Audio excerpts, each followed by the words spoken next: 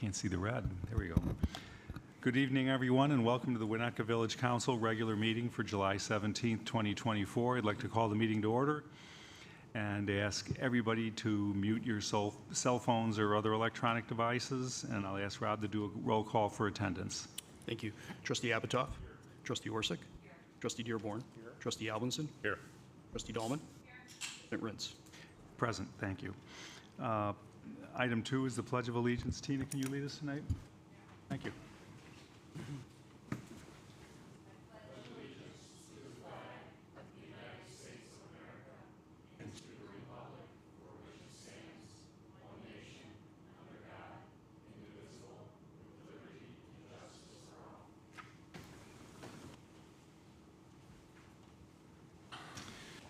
Okay, item 4 this evening is public comment. This is the time of the evening where members of the audience can come on up to the podium and share your comments with Village Council.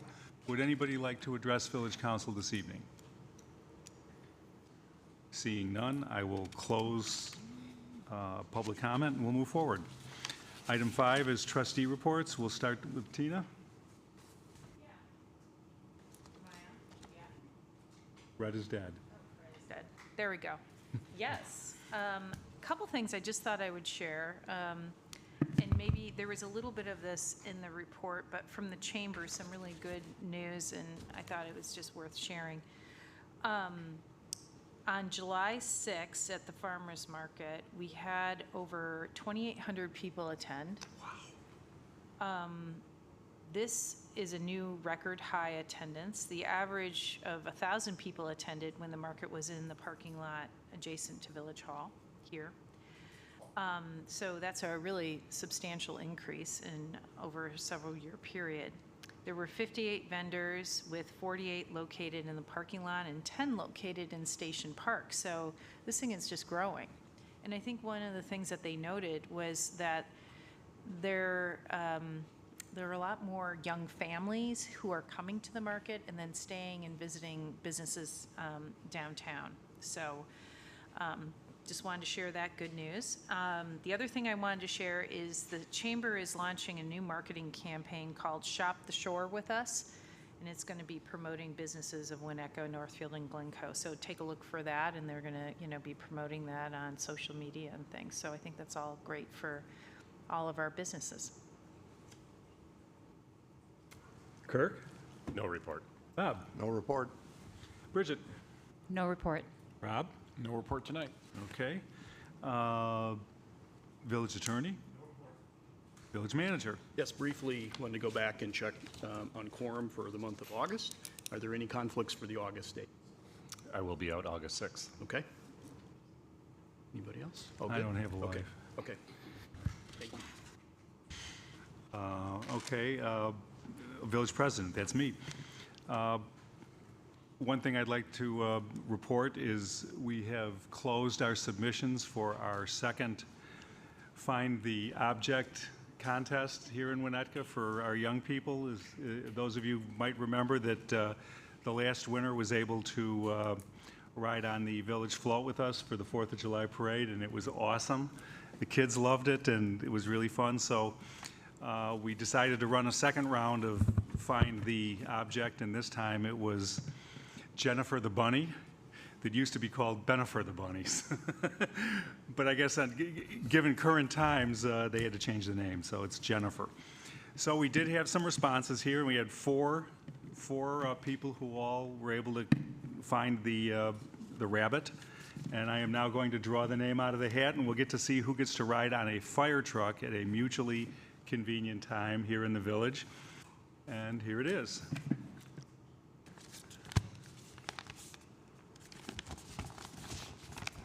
Okay, the winner is John Kilborn, or his daughters. And I've got this awesome picture here of these two little girls who found the bunny. How cool is that? Where was the bunny? Where was the bunny, Kristen? A scintillating place to... Nobody ever goes down there. Slowly but surely, we'll teach everybody about the village of Winnetka and all of its inner workings. So Well, Kilborn family, we look forward to hosting you very soon on a ride on the fire truck. And to the rest of you, thank you for participating, and we'll probably be having another one of these, what do you think, Kristen, in the spring? Sounds great. So thank you for participating, and we look forward to you riding the fire truck, and I'd love to join you. So that's my report. All right, item 6 this evening is the establishment of the consent agenda. Does any trustee wish to remove any item on the consent agenda for a separate vote?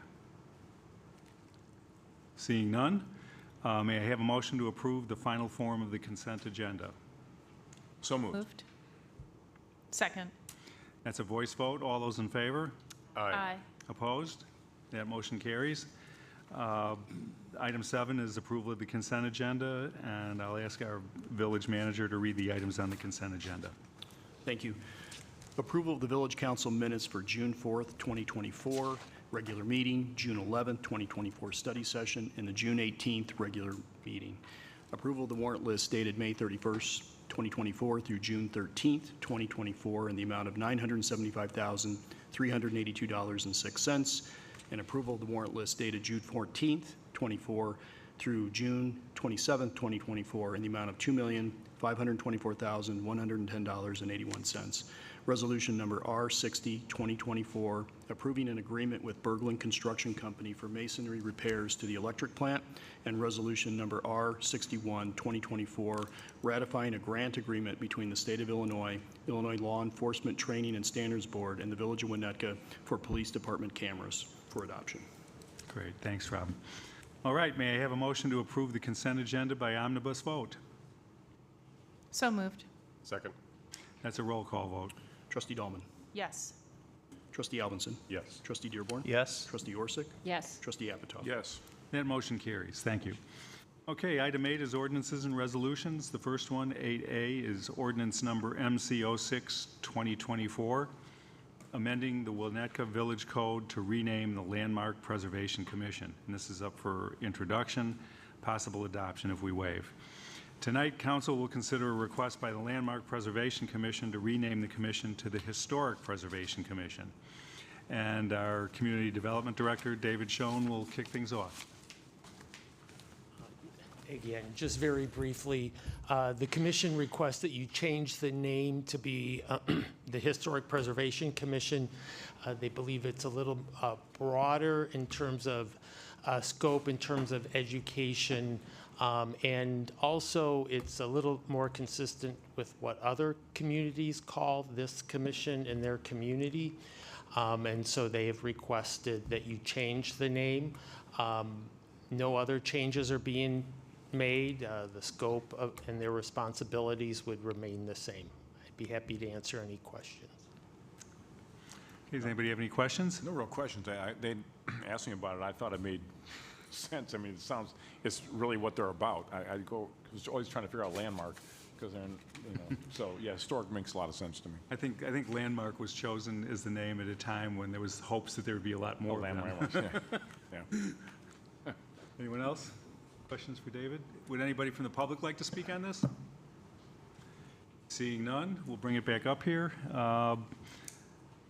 Sounds like we're heading in the direction to pass this, so are we interested in waiving introduction? Yes. 2 over there, 3 over there. Okay, do I have to do anything for that? Oh, here it is. Do I have a motion to waive the introduction of ordinance number MC06, 2024? So moved. Second. That's a voice vote. All those in favor? Aye. Opposed? Okay, that passes. And then may I have a motion to adopt ordinance number MC06, 2024? So moved. Second? Roll call vote. Trustee Alvinson. Yes. Trustee Dearborn. Yes. Trustee Orsick. Yes. Trustee Apatow. Yes. Trustee Dahlman. Yes. That motion carries. Thank you. Okay, item B tonight is ordinance number MC07, 2024, amending the Winnetka Village Code regarding the Class P liquor license. Council will consider amendment to the Class P liquor license held under Kemper Sports Management in order to accommodate their business operations. I assume this is at the golf course. And the Administrative Services Manager, Carrie Kaup, is here tonight to walk us through it. Hi, Carrie. Hi. I'll lower that because I'm not as tall as David. So Good evening, President Rinson, council members. I'm here to present the proposed amendment to the Class P liquor license classification. The Class P license authorizes the Winnetka Park District to sell and serve alcohol at the Winnetka Golf Club, in the clubhouse and in the halfway house. As the code is presently written, alcohol that is sold in the clubhouse must be consumed in the clubhouse, while alcohol that is sold at the halfway house can be consumed anywhere on Park District property, on golf course property. Current hours of sale and service are 9 a.m. to 7:30 p.m. any day that the course is open. As you're aware, Kemper Sports has recently contracted with the Park District to manage golf course operations once the course reopens, and this includes food and beverage sales. Kemper Sports was issued a Class P license on June 18th, 2024. In an effort to keep the Winnetka Golf Club competitive with other golf courses in the area that are run by Park Districts, Kemper Sports has requested the village consider the following amendments to our Class P license. Number one, update the hours of service to begin at 7 a.m. and end at 10 p.m. The first tee times at the golf club begin at 7 a.m., and this change will allow patrons with early tee times to order an alcoholic beverage when they begin their round. Additionally, Kemper plans to host league dinners and banquets in the clubhouse after the golf course closes, which would be later than 7:30 p.m., and they'd like to sell and serve alcohol at those dinners. Number two, they would like to allow for beverage cart service throughout the course. This is a common service held at golf courses that enables patrons to purchase beverages anywhere on the course, regardless of their location. And number three, allow consumption of the alcoholic beverages anywhere on golf club property, regardless of whether the point of purchase was the clubhouse, halfway house, or the beverage cart. Finally, as a matter of housekeeping, the proposed amendment updates the Class P license to specifically state that the Park District and its operators are allowed to sell and serve alcohol, as this has historically been outsourced to third parties. With that, I'd be happy to answer any questions you have at this time, and we also have representatives from Kemper here if you have any operational questions for them. Thank you. Okay, any questions for Carrie on this? Go ahead, Rob. A couple things. Sure. One, what does it do to the training of our people that are selling and serving from a standpoint of, I'm generally for this, but there are a couple things I have concerns about as far as identifying overserved people. This is still a community that I have personal issues if somebody is, whether it was at a club I belong to or a public course, being overserved on the course, and how are they going to identify that? They'd be specially trained to do that. Sure. Is one. The 7, I'm just kind of scratching my head on the 7 a.m. Sure. beverage need for alcohol. I've been on plenty of planes at 7 a.m. flights where people are having alcohol, but on our course, I'm not sure if there's I just need to understand and justify why we wouldn't start at 11 or something like that. Those are kind of a couple of key questions I had. Sure. So I would invite Vince from Kemper to come up to talk about their training practices, as how they train their staff about over-serving. Good evening and thank you. Vince Juarez, Vice President of Operations with Kemper Sports. Miles Tucker, our General Manager at Winnetka, is also here with me. I think it's important to note that every one of our employees that serves alcohol, including Miles, anybody in the golf shop, anybody that has the ability to serve alcohol, is Bassett certified through the state, which is a program that puts everybody through an intense alcohol awareness program to identify folks that have been overserved, to make sure that you know what to look for in IDs and licenses and so forth. And we track that on an employee-by-employee basis. And then to answer your question... 7 a.m., yeah.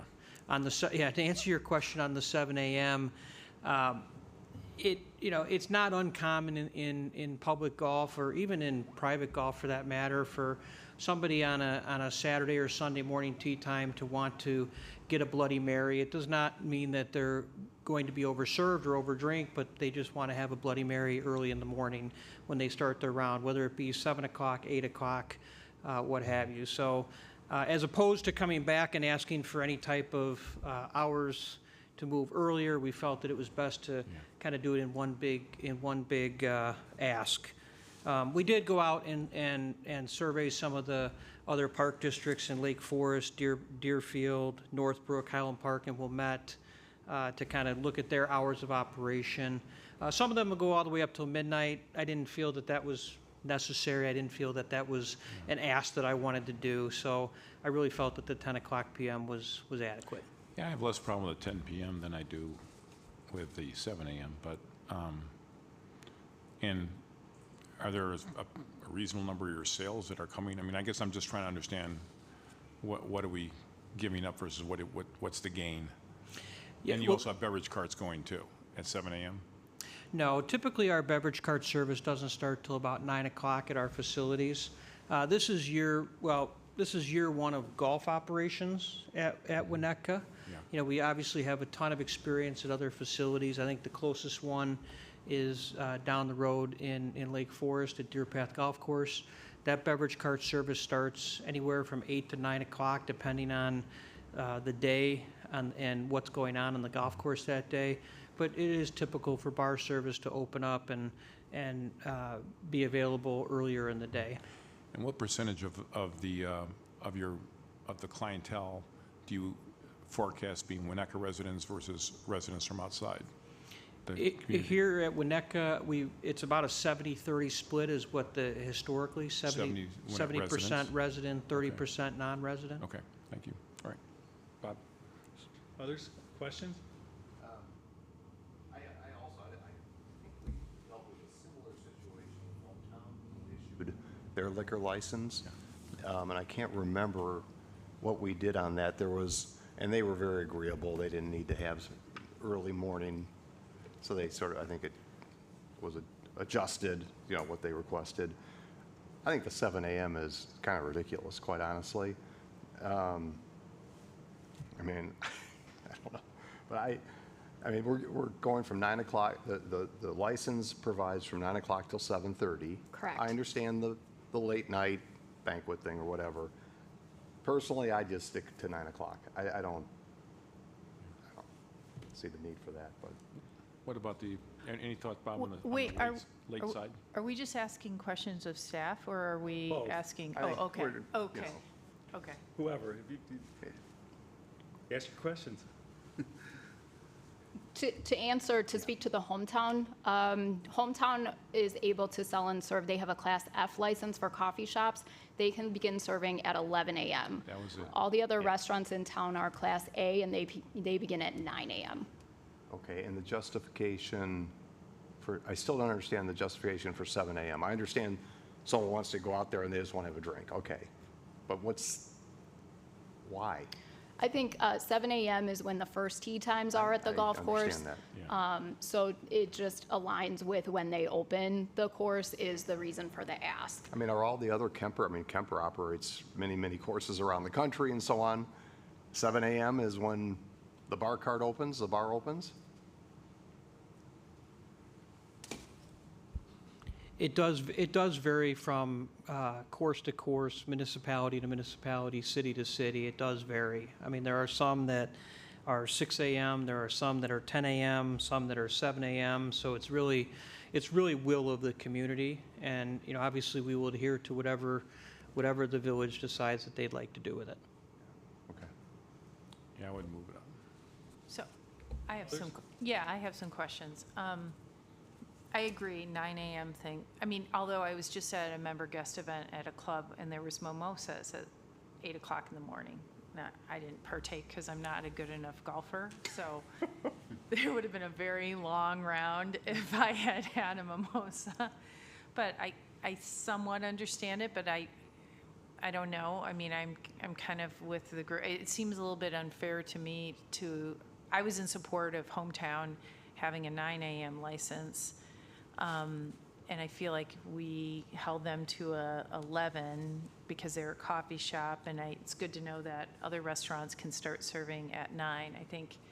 I guess I'm in support of 9. I don't have a problem with the extended hours. I totally understand that. Or on Mondays when the golf course is typically closed to the public, when you're having special outings, I think that's a problem with the current license.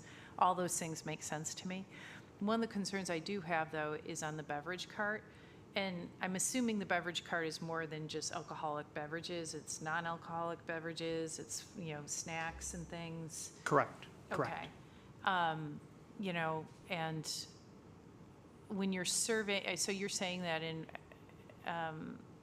Wilmette Park District, they start serving alcohol at 7 a.m.? Wilmette starts at 8 a.m. They go from 8 a.m. to 11 p.m., 7 days a week. And they have, they're able to serve Fridays, Saturdays, and New Year's Eve until 1 a.m. Well, they also have a third-party restaurant operator now there, the Third Coast. So this is just as part of their, the halfway turn and, It's the entire facility. okay. Yeah. And then Glencoe, because they have a public course as well. I don't have Glencoe's. I have Deerfield, Northbrook, Highland Park, Lake Forest, and Wilmette. Yeah.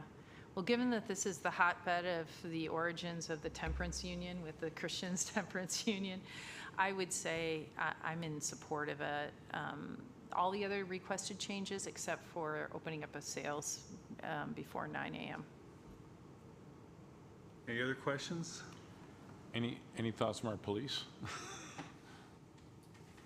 Have a car park there at about 11. I mean, on the later side too. I'm curious. I understand the dialogue. I think I would be comfortable with the decision that the trustees want to make here.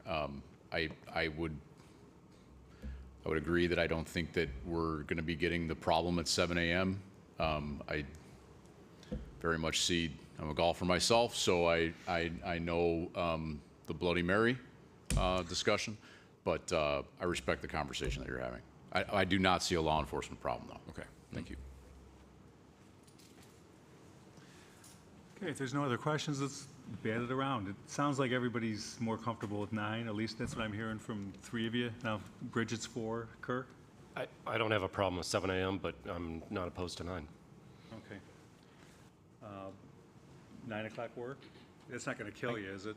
Okay. Yeah, 9 to me is the earliest. I mean, 9's what they have now. Yeah. And the other thing is, if this is going to be a big boost in alcohol all around, because now it's being served from both places where you can move back and forth and a cart. If it's going well and there's no problems, and later on people feel that the Bloody Marys is really a bummer, come back. It sort of sounds like a lot all at once, and maybe we start with this because 7 does seem really early. Or conversely, we see problems. 10 o'clock, people are hanging out there Right. till 11, or there's incidents, or things just happen. When you can order drinks on cart, it just when you're letting people drink, and you manage it by a halfway house, but if you can order it, every other hole, I'm hopeful it's Winnetka that it'll be fine, but if But it isn't, that raises a really interesting issue, because I think if we approve this category P ordinance, I don't know if we get another clawback to have and take a look, but it does open up the question of, with your management agreement with the park district, could they impose restrictions if they start to see that, wow, the drink cart, the 9 a.m., it's just causing problems? I mean, would the park district have the ability to reel your operations in and restrict your hours or change, or? Absolutely, they would. Yeah. Absolutely. And we don't want there to be any problems. And so if we notice problems, if we see problems, we're going to voluntarily reduce our hours. We don't see service at the golf course going till 10 o'clock very often, quite frankly. It's few and far between when we have a league dinner or an outing, perhaps. We may serve later than the 7, 8 o'clock when the golf course typically dies down. And that's really the only reason for the ask to 10 o'clock, is to be able to conduct that type of business. But no, the park district can certainly, we can certainly work with our clients to reduce services, reduce hours, to do anything that they want to do. We want to be good partners and good neighbors. do you have? Are you serving also on the drink cart? Is it full bar, full alcohol? We typically don't. We Okay, typically so- do beer only. Okay, I mean, Or like this the doesn't vodka limit that, coolers but or- we don't yeah. typically, Okay, that's actually better. That's for me. Okay. Can I add one? Keep in mind that any liquor license that's issued, if there are problems that result from that license can be revoked or suspended.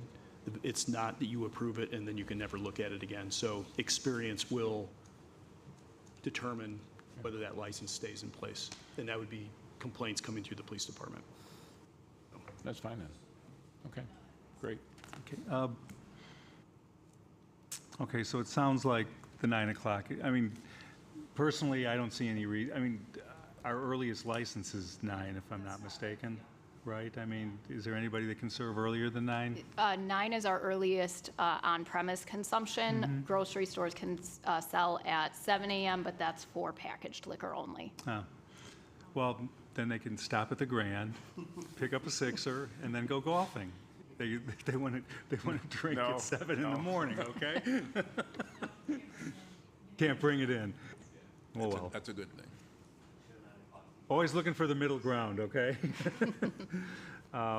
So it sounds like the 9 o'clock thing is pretty much the one thing. Any other issues on the rest of it? No? Okay. Do we want to waive intro on this? We are opening on the 12th, I believe. Are you having any events or stuff before then? No. Okay.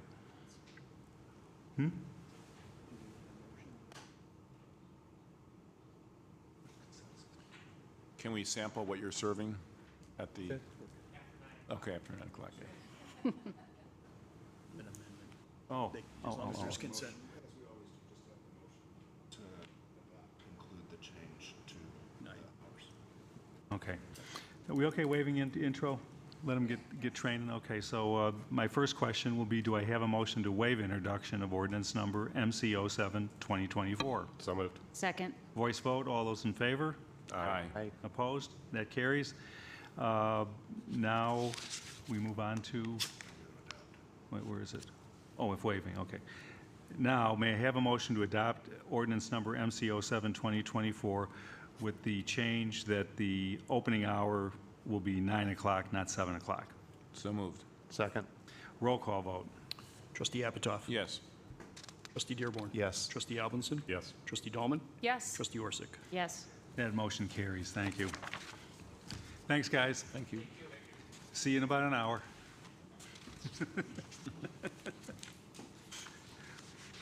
They're always shagging me off of there at night. I have to go over there and inspect. Tonight I will be inspecting our storm facilities to make sure Yeah, that that'll be it's interesting. properly holding water, and my dog will inspect to make sure that the water is clean. So we have a whole routine over there. All right, resolution number, yeah, thanks, guys. Item C tonight is resolution number R59, 2024, approving the purchase of mobile column lifts from Safety Lane Automotive Equipment.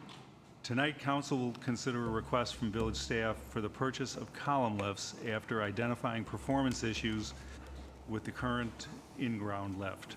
And our Public Works Director, Tom Powers, is here this evening. I haven't seen much of you, Tom, but we're happy to have you here and look forward to seeing a lot more of you.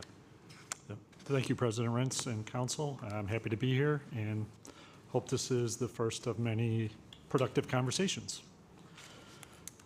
So tonight I'm going to give you a little bit more information on an issue that came up here in Public Works. I'm going to go through why we're asking for the purchase of the mobile columns, the history of how we got here, a little bit more information on what mobile columns are, and then give you our recommendation. As you may know, we have a fleet division within Public Works that maintains 211 vehicles and pieces of equipment for the village. It is a full-service shop. We do the majority of the maintenance work in-house. The shop includes 2 in-ground lifts that are used for large vehicles such as the fire apparatuses, some of the larger water and electric vehicles, as well as some of our larger dump trucks. Those date back to when Public Works was renovated around the turn of the millennium, so they are approximately 23 years old. We've had some problems, as you'll hear in a minute, but as we looked into solutions to that problem, it became clear that we should look into mobile columns, which provide a flexible and modern solution to vehicle service.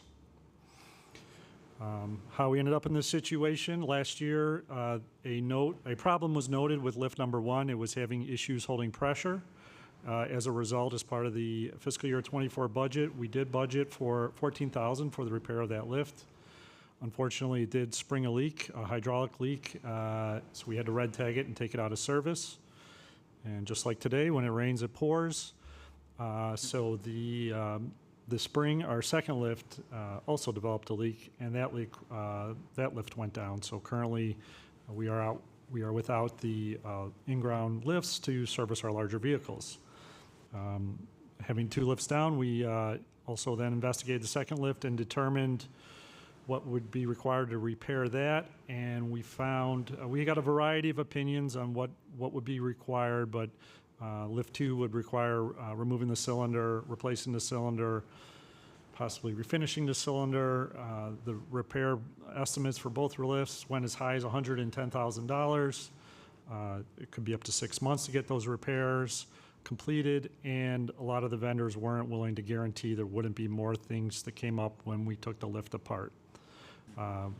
Seeing that dollar value, that kind of changed the paradigm about what we were going to do and what we should look at. We want to take a deeper look at our operation and make sure we're making a wise decision. We did move ahead with the repair for lift 1 because that was a simpler repair to the diaphragm. Having both lift downs, we wanted to get things back in service as soon as we could.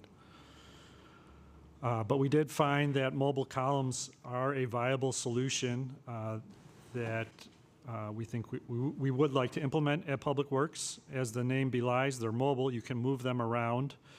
They lift the vehicles by the tire. So as long as you have some flat ground, you can lift the vehicle. You can work outside. It creates more usable space. And then as well, once a vehicle is lifted, we can secure it with a mobile column jack stand, take the mobile columns down, and then lift an additional vehicle. So one set of mobile columns can actually service multiple vehicles. They are available for immediate delivery, and during our research, we found they're quite common. 8 local communities have moved to this solution. Kind of the elephant in the room, it wasn't a this is not a plan purchased. The good news is we're obviously far into our fiscal year, and we're able to look at our expenditures and our projections. And so staff took a hard look and tried to find where we thought the money could come from. So we looked at projects that were coming in under budget, projects that hit bumps in the road and were deferred or could be deferred just in general. We did come up with enough budget offsets so that we can make this purchase and not go over our account expense as budgeted at the beginning of the year. So with that, staff recommends the purchase of 6 mobile columns for $91,707.50. And with that, I'll open it up for any questions you may have. Thanks, Tom. I have one question. Do you already have the jack stands in possession? I mean, or do you have to buy those as well? Oh, it's part of the purchase. It's included with the purchase. Oh, it is? Yeah. And what are those? I mean, It just holds it, and they're not mobile. You know, it's kind of like a jack stand you would use on a car if you're familiar. You jack up your car and you put in the jack stand to hold it up. It's just a stationary stand that holds the vehicle in the air safely. can the mechanics work on it when it's on the mobile? Whether if it's on the mobile or a jack stand, yes. Oh, so the mobile doesn't, you don't necessarily have to put it on jack stands, I guess is what I'm saying. No, that's only if you wanted to use the mobile columns for something else. Sometimes, say you lift up a fire truck to do a repair and you find out, oh, this part's broken, it's going to take 2 weeks to get that part. And with an in-ground lift, the fire truck would just sit on that lift for 2 weeks. Now we can put on jack stands, take the mobile columns and use those to work on other vehicles. Okay, thanks. On a related note, I'm assuming with the jack stands, that then gives you the flexibility to, let's say, replace tires, wheels, that sort of thing. Oh, yeah, yeah. Okay. Yeah, because that's the one beef about I've been looking at lifts for me too, so I'm very interested in this one. But typically, the problem is if you get the ones that lift by the wheels or have the ramps that lift it up, then you can't service your brakes, you can't do anything on the wheels unless you jack it up, and Yeah. so, but that sounds to have solved the problem, and I'm gonna have to go shopping for some big jack stands now. No, they're not cheap, as you can see. but, I would imagine. Other questions? I'm sorry. Tom, is this, I'm interested in sort of the budget offsets. Are these all coming from the same budget area that the fleet, where these purchases are being made for? Or is this across Public Works, or what? It's across a couple different accounts. It's all general fund. You've got some facility items, you've got some fleet items, you got some public works items. So it is a variety, but all general fund. So we're, okay. And then, so the two that are being deferred, rebudgeted, whatever you want to call it, one's rebudgeted for next year, and one's going to be deferred. The mural refinishing and the fuel island drop tubes, are those okay not to do, or? Yeah, so the mural, what happened there is when we went out to get proposals, we got a wide variety of responses and costs. Some of the costs exceeded our budget, and at that point, we felt it made sense to rebudget rather than go over budget. So that's a on very discretionary sort of a Yeah, it's budget item. it's not in danger of disintegrating in the next year. Okay, and what about these fuel And island the fuel drop island drop tubes, I did speak to the shop foreman about that. He said he was being proactive, having that in the budget, and that it could wait. Could wait until 2020.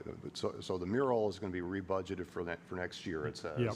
The other is deferred. I don't know if that means like, It would probably be budgeted in '25 as well. so no big deal deferring that?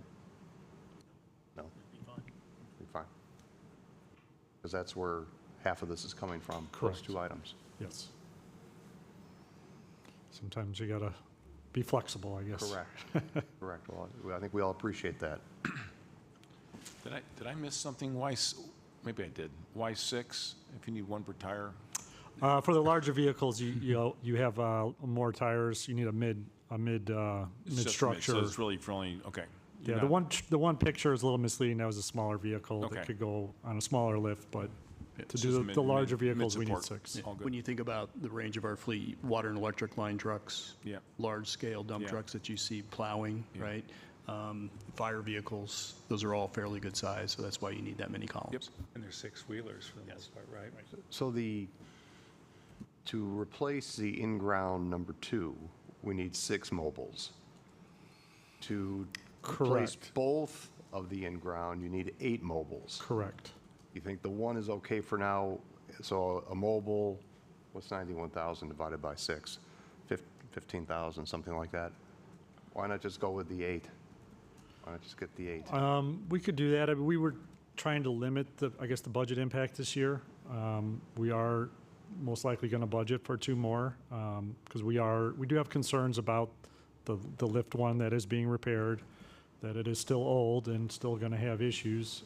So we want to be, if that goes down, we want to be ready to have the same level of service that we had last year, basically. So not to advocate spending more money, but if you had 8, you would have 3, We would be all set, you'd yeah. be 3 service bays, if you will. Yeah. And when the one goes with the next repair, you're set. Yeah. I don't know. But that's I mean, not necessarily true. I don't. Because if you need 6 on one big vehicle, Said to you can only replace use the 2. 2, you need 8. It says it in the notes. Yeah, that's what the fleet foreman has You indicated to me. need 10, Hey, Mr. Big in the Spender? notes, to replace the 2, you need 8. I'm with you, but what about when you need 6 on one vehicle? I don't understand it, but that's what Tom is You would telling use the us. jack stands? Then what you do is you jack it up, you put the jack Jack stands stands. in, and then take the lifts away and go use them in the other bags. I mean, so would 8 be 110,000? I mean, or what are The we 8 talking? would be around 98,000. I'd just bite the bullet and do it. So the offsets would cover buying the 8? Yes, they would. I mean, What are you guys thinking? we're going to, why fuss with this? We're going to have it at some point. That number one's going to go, you're going to have a $10,000 repair at some point. Right. Absent of spent and Mr. Big Spender, wow. Bob is being Buying very di- amazing. I'm not going to stop it. Christmas in July. Bob's, I was watching on Lifetime last night. That was a good Christmas. Bob's buying dinner But I- tonight. I appreciate the offsets. I mean, I see the offsets. You know, if you said those fuel tubes or whatever were really It's proactive. missing something here, you know, so They're going to need to be replaced, so you want to do that before they fail. but those will be a new budget item, and I'm going to mark this day on my calendar, Bob. why waste? I would just ask that that spirit continue into the fall when we bring the budget to you. I don't disagree. I think it's an interesting, because you are, and maybe I'm missing the math, but for 7,000 more, you could get 8? Is that Is what that you're saying? Is that what you're saying, Tom? Yeah, that's the quote we have, yes. Oh, man, yeah, that's clear. I mean, because you're getting a bulk pricing, right? Then if you Right, go we're back using to the- market and pick up the 2, it'd Right, be- you'd have to pay for shipping Yeah. on the 2. Okay, well, Yeah. Rob and Tom, are you guys on board with more? I would support that, yes. Yes, More is and better. just the context, we're trying to be conservative with respect to having a little bit of buffer with the offsets. So, yeah, if we could get them all taken care of this budget year without having to rebudget, that's great. Thank you. Okay, not to rain on the parade, but I just had a couple questions. I mean, because I'm supportive of that. Just, are there any greater OSHA risks or safety risks associated with the mobile system versus the stationary systems? I mean, I'm No, not, assuming people will have to be retrained. yeah, on they'd how have to to be use trained them. on the use. But they're very common. 8 communities around here, Palatine, Arlington Heights, Lake County, Mount Prospect, So utilize. bigger communities Yeah. have moved to this with, you know, doing a lot more equipment on a yearly basis, and Yeah. they've had no issues. Correct. Okay. And then just for kind of my understanding, what is the typical useful life of like the lifts 1 and 2? Are they at the end of their, They are at the end of their life. Okay. We project a similar life for these. okay, And the nice thing about these, if you start to have a problem with one, you're only replacing one, Right. 1/4 versus the whole shebang. yep. Yeah, I'm in favor of 8 versus 6. Thank you. Others? Want to vote? I agree. Okay. Agreed. Thank you. Would the public like to speak on this? Don't all jump up at the microphone at once here. All right, we'll move forward then. Going to ask for a motion to adopt resolution number R59, 2024, with the proviso that 8 lift units are purchased and the entire transaction should not exceed $101,000. Does that make sense? Yeah, that's probably right. Okay. May I have that motion? So moved. Second. Roll call vote. Trustee Orsic? Yes. Trustee Dearborn? Yes. Trustee Albinson? Yes. Trustee Dahlman? Yes. Trustee Apitoff? Yes. That motion carries. Thank you. Don't get used to it, Tom. Welcome, Tom. We spoiled you early, but it's all downhill from here, okay? It was the presentation. It was, very polished. All right, item 9, old business, none. New business, none. Appointments, none. Closed session, none. Adjournment. May I have a motion to adjourn? So moved. Second. That's a voice vote. All those in favor? Aye. Aye. Opposed? We stand adjourned. Thank you.